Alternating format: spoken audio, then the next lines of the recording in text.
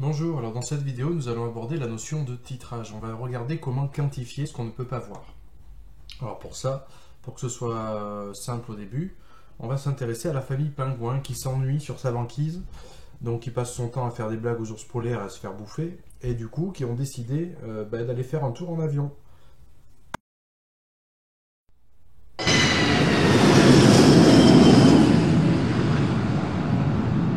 Et les voilà donc partis au-dessus de l'Atlantique. Et tranquille, ils se préparent dans l'avion à faire quoi? Eh bien à sauter en parachute. Et alors, et on y va. Le papa il commence et toute la famille suit derrière. Et c'est parti. On sait même pas combien ils sont tellement il y en a. L'avion était immense et toute la famille a sauté dans une contrée lointaine.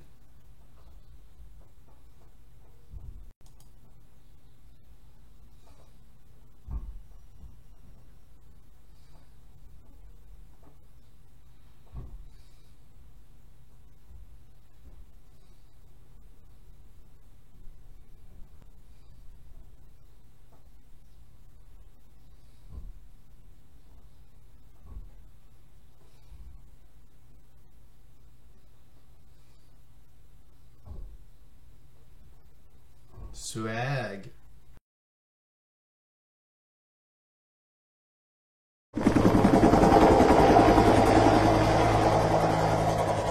Et Superco est donc parti au-dessus de l'Atlantique pour sauver ses amis les pingouins. Il décide donc de leur jeter une bouée. Il sauve un pingouin. Puis une deuxième bouée. Il sauve un deuxième pingouin. Une troisième. Sauve donc un troisième pingouin. Une quatrième. Pour sauver un quatrième pingouin. Etc. Jusqu'à 23. Mais il se pose la question, est-ce qu'il n'y en aurait pas 24 par hasard? Et en jetant la 24e bouée, il se rend compte qu'elle ressort sans pingouins. Il y aurait donc a priori 23 pingouins dans l'océan. Il les a donc tous sauvés. Alors faisons le point. On va faire un peu le ménage sur l'image. On va enlever ça. Pardon, je te remets ça. Et on enlève le pingouin. Alors, qu'est-ce qu'on a eu? On a vu qu'un pingouin qui recevait une bouée représentait alors un pingouin sauvé. On peut donc modéliser ce phénomène par l'équation suivante. P pour pingouin plus B pour bouée donne PS pour pingouin sauvé. Les objectifs de Superco étaient les suivants. Petit 1, sauver les pingouins, et petit 2, évaluer leur nombre, pour être sûr qu'il n'en avait pas oublié. Donc, pour sauver les pingouins, il lançait des bouées. Et pour évaluer leur nombre, il a vu que chaque bouée utile est équivalente à un pingouin. On va donc noter NB le nombre de bouées utilisées et NP le nombre de pingouins utilisés. À la dernière bouée utile, on a une équivalence parfaite entre le nombre de pingouins qu'il y avait dans l'océan et le nombre de bouées qui ont été utilisées. On va appeler ce moment l'équivalence. Et à ce moment-là, on aura la quantité de pingouins à sauver qui était égale au nombre de bouées versées. Pour aller un petit peu plus loin, on va parler de notion de réactif limitant. Nouvelle situation avec moins de pingouins. On a Superco qui va lancer donc 2 bouées à l'océan. On constate que les 2 bouées sont utilisées. Donc tout a été consommé, tout ce qu'on a versé en fait comme bouée a été utilisé. Donc on peut dire que les bouées sont limitantes. Ensuite, il jette une autre bouée. La bouée est toujours limitante puisqu'elle est directement utilisée. Pourtant, il reste encore des pingouins dans l'océan. Donc il décide d'en jeter 2 pour aller un peu plus vite. Et là, il constate que seulement une bouée sur 2 a été utilisée. Autrement dit, tout à l'heure, les bouées étaient limitantes. Mais là, vu qu'il reste une bouée, ça veut dire qu'il n'y avait pas assez de pingouins pour consommer toutes les bouées. Autrement dit, ce sont les pingouins qui sont devenus limitants. En fait, tout à l'heure, on a parlé de l'équivalence lorsqu'il y avait une parfaite égalité entre le nombre de pingouins et le nombre de bouées. Et ici, on peut donc affirmer qu'à l'équivalence, à partir de l'équivalence, il y a changement de réactif limitant, puisque d'abord c'était les bouées qui étaient limitantes, et ensuite c'était les pingouins qui étaient limitants. Alors évidemment, ça va dépendre des coefficients stoichiométriques, de l'équation de modélisation, mais ça on en parlera ensemble en classe. Alors en chimie, qu'est-ce que ça donne? Déjà, on va imaginer que l'océan il est contenu dans un bécher. On a une espèce A, donc c'était nos pingouins de tout à l'heure. Ça va être ce qu'on appelle l'espèce A titrée. C'est l'espèce dont on veut vérifier la quantité. Donc, on va utiliser au-dessus ce qu'on appelle une burette graduée afin de verser l'espèce qualifiée de titrante. C'est celle qui nous sert à vérifier la quantité. Donc, bien sûr, cette burette doit être graduée précisément. On aura alors la lecture possible du volume. On connaîtra bien la concentration, ce qui nous donnera accès à chaque fois à la quantité d'espèces titrantes versées. Ensuite, donc bien sûr, il faut agiter pour que les molécules puissent se rencontrer et réagir ensemble.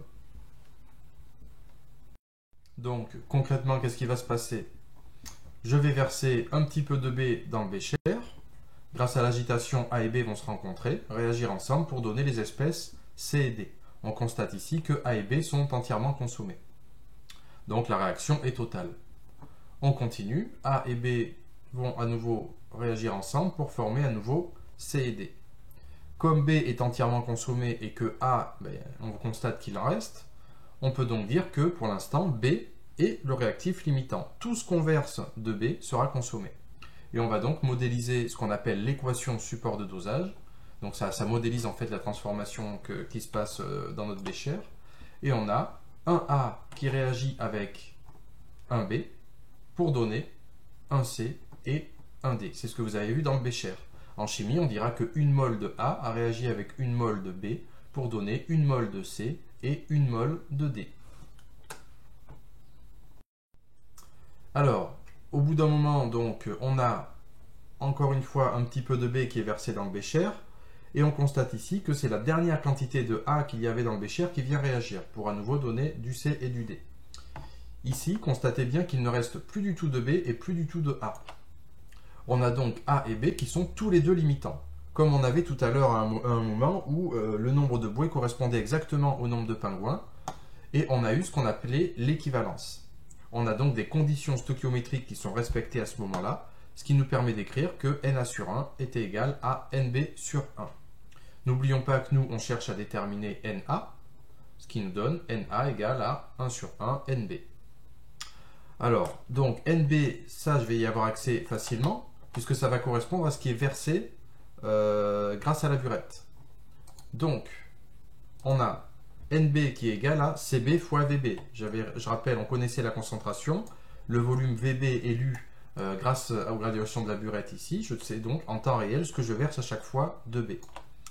À l'équivalence, on aura versé un volume qu'on appelle VEC, comme volume équivalent, de l'espèce B.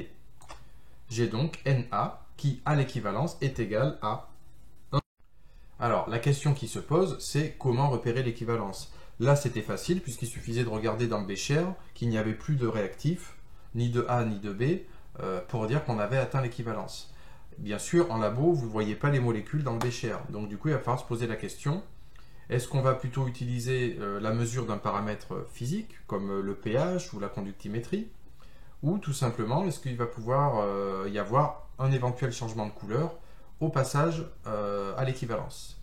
Donc on parle de tout ça en classe. Et oui, il faut bien que je laisse un peu de suspense quand même. Allez, à bientôt pour la prochaine vidéo.